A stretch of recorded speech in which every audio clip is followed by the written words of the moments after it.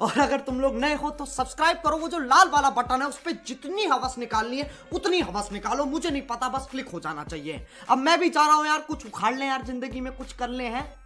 Bye.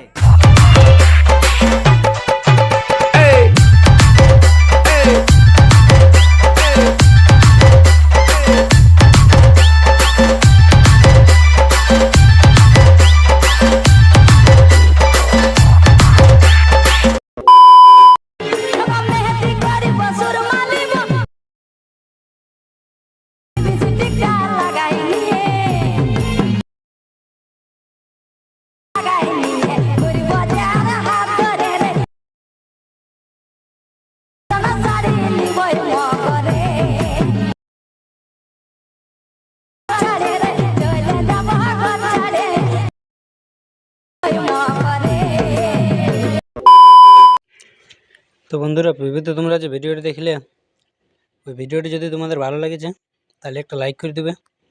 আর তোমরা যদি এই ধরনের ভিডিও বানাতে চাও তাহলে এই ভিডিওটাকে শেষ পর্যন্ত দেখো।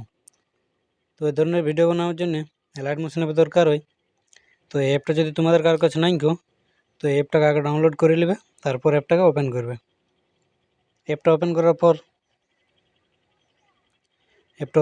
এবার নিচে তোমরা প্রজেক্ট অপশন পাবে, ওটাই ক্লিক করবে। ওটাতে ক্লিক করার পর এবার ডেসক্রিপশনে তোমরা এই দুটো লিঙ্ক পেয়ে যাবে, বিটমার্ক আর লাইট ইফেক্ট। তো দুটাকে ইম্পোর্ট করে নেবে, তারপর প্রথমে বিটমার্কটাকে ওপেন করবে।